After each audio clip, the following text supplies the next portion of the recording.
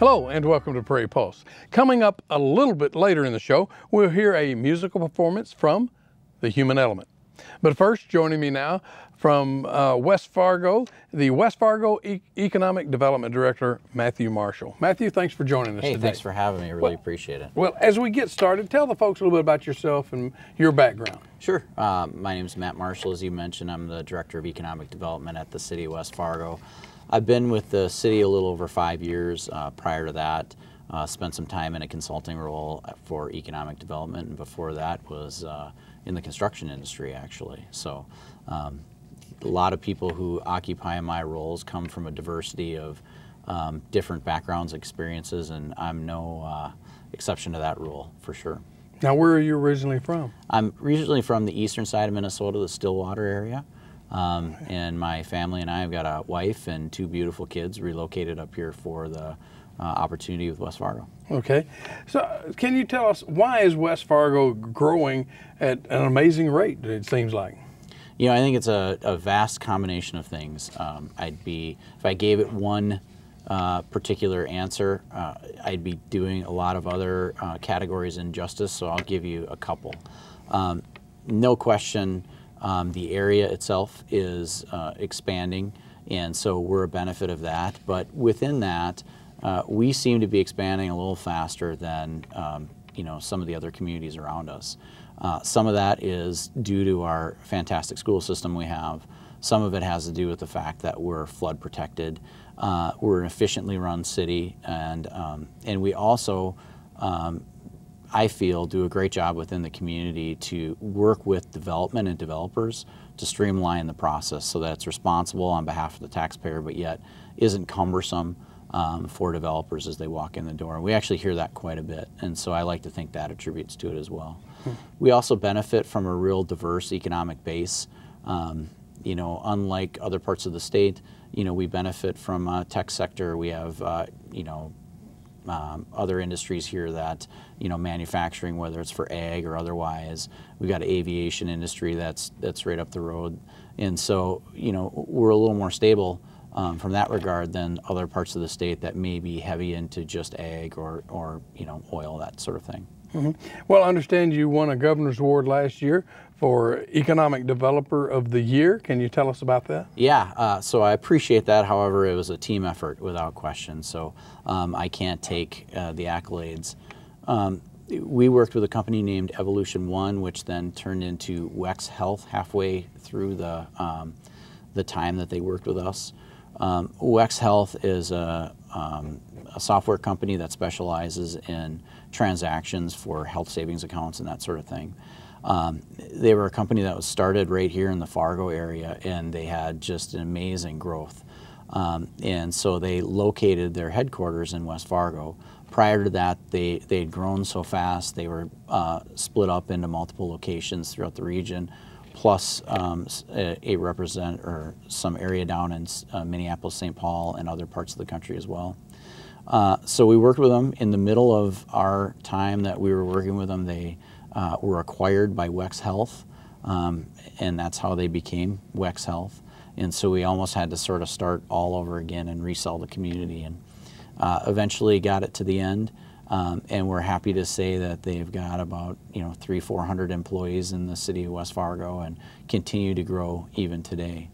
They just finished up their second expansion already, so they're a real exciting company. The other thing that we worked on downtown that was attributed to the award is our redevelopment downtown. Our downtown was a little different in that it lacked some of the old historic buildings that you'd see in some other downtowns. And so we actually had to assemble some properties and demo some old blighted buildings and get a new building online. And frankly, we're really immensely proud of that project, and that we were able to relocate the existing property owners, and they were all happy. That's a great sense of pride of mine that nobody felt they left with, under bad context. And then we've got a beautiful product downtown for the community to enjoy as well. Well, how is West Fargo managing this amazing growth? I like to think very well. Again, that goes back to the team effort. We have a great leadership that starts with the mayor and city commission. Our city administrator, Tina Fisk, is second to none in her ability to manage the growth and understand how to direct the department heads. And so it was really a lot of credit to those two groups that we're managing. So specifically, growth is expensive. It's really hard to pay for. We've been given some support from the state legislature to manage our growth, but it's not, earth-shattering dollars to the degree that you might see in other communities out west. And there's no doubt they had a need out there and needed that, but we just had to figure out a way without it. And again, that's where the mayor and commission and city administrator really have done a masterful job of figuring out how to prioritize and get resources where they're needed and ensure that we have a safe, vibrant city to live in. Now, with all the projects you got going, what is the Gateway West Development Project? Certainly. That's an exciting project. We actually have a couple in the city of West Fargo. So Gateway West is a new grocery store. Hornbacher's is coming into the sort of the northwest corner of Cheyenne Street and I-94. I think they call it Gateway West because as you're leaving the community, it's right on the right-hand side. High visibility from the road, and that new development will have, like I said, a Hornbacher's gas station and then some retail development interspersed. We also have another really exciting development called Cheyenne 32. That's on the south side of the city, right where 94 and Cheyenne Street intersect. And this is a large mixed-use development that'll have both retail, commercial office space, and then residential on top. And in the middle will be another, community plaza that's geared toward events and community gathering space. That project is one we've worked on for a really long time and it's special on a couple of reasons. One, originally that land was going to be solely for a hockey rink, and which, although that's a great thing for the community, doesn't generate property taxes. And although that's not bad and we need places for hockey rinks, we really said, hey, this is a bigger lot than maybe, you have to have. Is there a way you'd work with us and we could redevelop some of that property?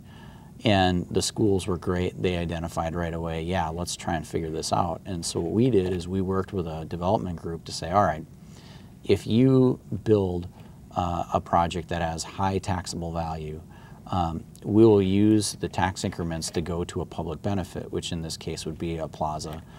And then ideally, you developer will benefit from the plaza too because it'll be generated activity around you. And so I'm proud to say that project's starting to come out of the ground, and when finished, we'll have some of the highest taxable value per square foot in the community, which if you're a taxpayer in the city of West Fargo is important to you. Taxable value per square foot is really important because in these commercial areas, we don't have to deliver the amount of services to commercial that we do residential. A great way to think about that is Bobcat, which is a high visibility building along 94, is worth about $20 million on the tax rolls. And we generate a lot of employees there, and then they generate a lot of property tax because they're in and about the city. Think of the amount of homes that we need to generate $20 million, especially if you're putting in starter homes. And in those areas, we have to, educate students. We have to put roads in and maintain those roads, garbage, you name it. And so the higher ratio of commercial to residential development is good for a resident like myself because again, we don't have to deliver services to the commercial properties like we do to a residence. Sure. Well, does your diversion contribute in a big way to people and, for that matter, industries choosing to live in West Fargo, say, versus Fargo? Oh, I think so. There were some great leaders that had the foresight to put that diversion in long before I got here. And when I first got here, it was hard to understand exactly what the diversion was or how it worked. But I tell all of our visitors, the best way to really understand how flat it is here is to go stand on top of our diversion, because it's only about 16 feet tall to the top. But that small, protection, I think, gives a lot of people confidence that they can buy and build here, and they don't have to worry about what FEMA is going to do in 10 or 15 years. They don't have to worry about, the big diversion that Fargo's working on and what implications that'll have. And so, without question, I think that's been a big part of, how people look at West Fargo and why they're investing money here. Yeah. Well, let's go to schools, because obviously as population comes in, more students, more schools are needed, or expanding schools. How does that growth, how does that impact economic development in West Fargo? Well, like any community across the country, we're trying to attract people. It's the number one thing when you talk about new business in a community. They ask about where are they going to get employees. And you can't attract employees without great communities. And so schools are fundamental in that effort. And frankly, we are the benefactor of some fantastic schools in West Fargo. They also have been able to manage and keep up with the growth. They continue to put new schools in action. They open their doors with, sometimes 500 new students a year, which is the size of a district in most districts across the state. And yet, there's very, very little overcrowding, if any, at all. And so they've been able to really dissect, how many people are coming, what are their future needs, and stay on top of that. And, kudos to them. They've made my life a lot easier. So talk just a moment, you talked about taxes, but what is West Fargo's tax base like? We're about 70% residential, or actually 71% residential, 29% commercial. Our median income is our median income is the highest in the community, so it's about $74,000, $75,000. Fargo and Moorhead are hovering in that $30,000 to $40,000 range, somewhere in there. We have lots and lots of families that are coming in, and so we are, at this point, kind of still a bedroom community, driven by families and workers that work both in West Fargo and then the area as well, Fargo and Moorhead. Yeah, you mentioned Bobcat, obviously one of your big businesses in West Fargo. But how do you attract more jobs to the community? Well, I think it starts with community. So number one, we need to make sure we have an attractive community to come to.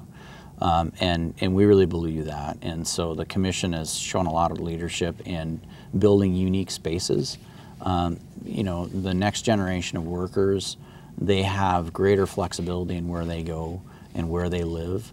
And so we want to make sure that we're providing an attractive community. And an attractive community can mean a lot of different things to a lot of people, but some of that is unique spaces to experience, and we leverage some of Fargo's unique spaces, but are creating some of our own as well. We need great schools. We need a safe place to come and work and live. And so that's number one. Number two, we need a business-friendly climate. I feel like we have that. The state provides a business-friendly climate, and the city has followed suit, and competitive tax rates, and just the willingness to work with not only businesses but developers as well to get commercial development up off the ground. Yeah, sure. How much competition is there, or is there, I guess, between West Fargo, Fargo, and even Moorhead, for that matter, for stores, restaurants, and people to live, for that matter? Yeah. I think there's a lot of competition. It's friendly competition, of course, but there's a vested interest for every community to better their community. And so when you talk about commercial tax base and the impact that has, not only to property taxes, but then the quality of life, West Fargo, Fargo, and Moorhead all have a vested interest to make sure that great asset lands in their community.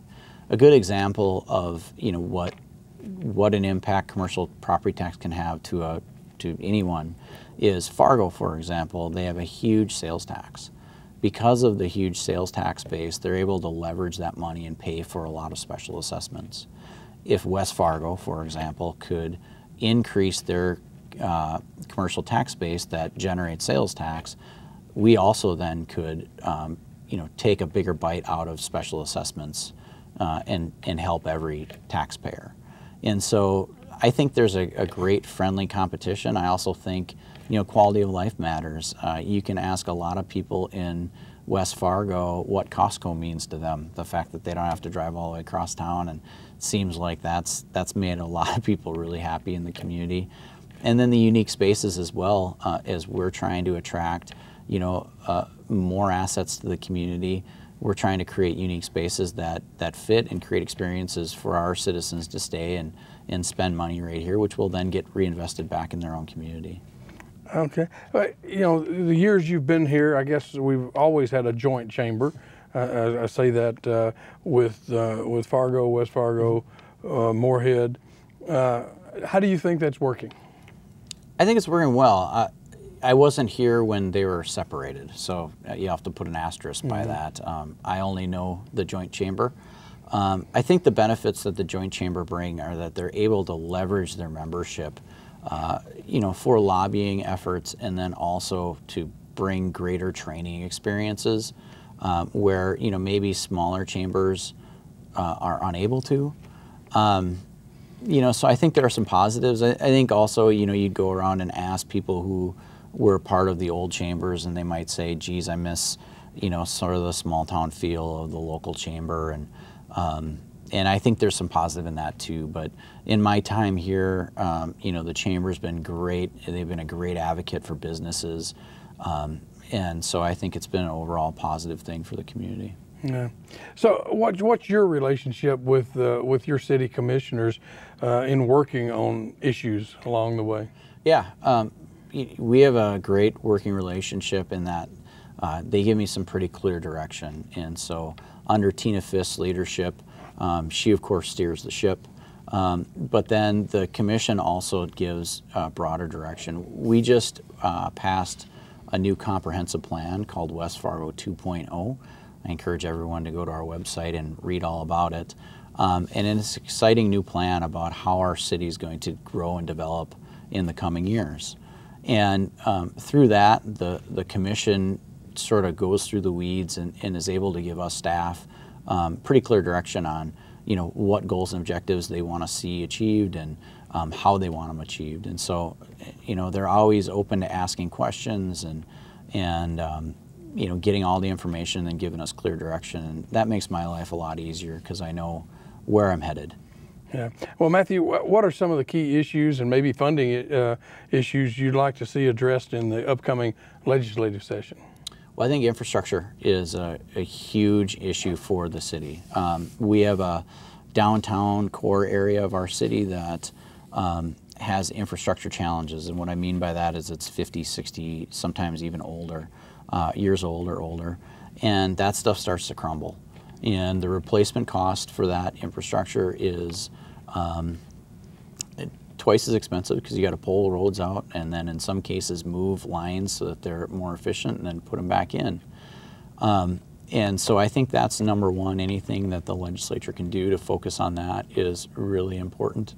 I think school funding is also very important. As you know, our schools had a lot of growth, and the funding formulas that are out there, in some communities work really well, and then communities with growth, there are a lot of challenges. And so, if they can look at that and show some support to the city, that also helps. The third thing is allowing cities to figure out, different revenue streams to try and take out special assessments. Special assessments are, although they're costs that get paid for in any community, other communities across the country have different ways of paying for them. For example, some communities leverage higher property taxes, some communities leverage fees and types of things like that. And I'm not saying that's what our city administration would want to do, or our commission, but having the opportunity to look at a couple of those things might help. I'm sorry, we're out of time. If people want more information, where can they go? They can go to the City of West Fargo website, which is westfargond.gov. Well, Matthew, thanks for joining us today. Thank you. Appreciate it. Stay tuned for more.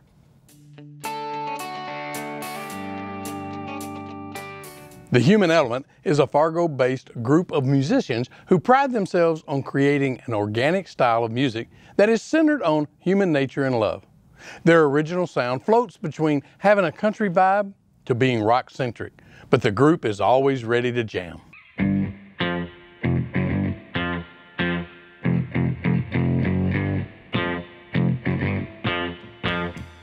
Ain't got no time. It's all about that money. Ain't got no time. It's all about that money. Early last year, you asked me to go on vacation. Well, I said vacation. Ain't got no time. It's all about that money. We falling on hard time. Need to win the lottery to help us pay those fees. Ain't got no time to roll over and let that bitterness creep me. Gotta get that gangster walk on and lean hard. Don't let fools rush in. You got to stay on the grind. No more follow behind. You got to stay 50 steps ahead. My tank ain't empty. I got more fuel in my head. So I ain't got no time to roll over and let the bitterness creep in. Because the other is the wiser.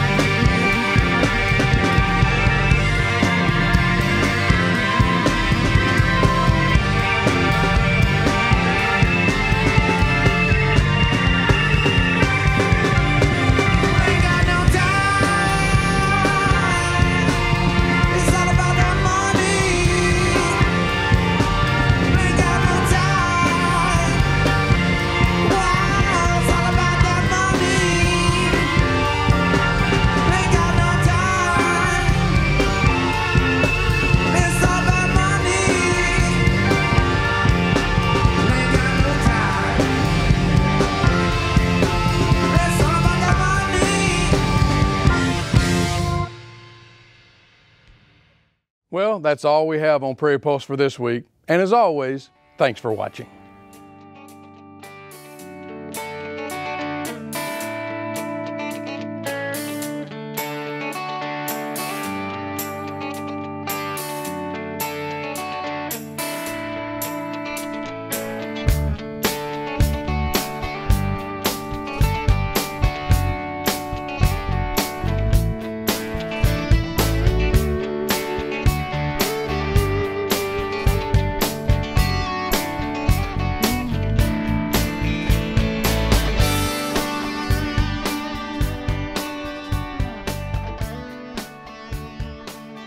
Funding provided by the North Dakota Council on the Arts and by the members of Prairie Public.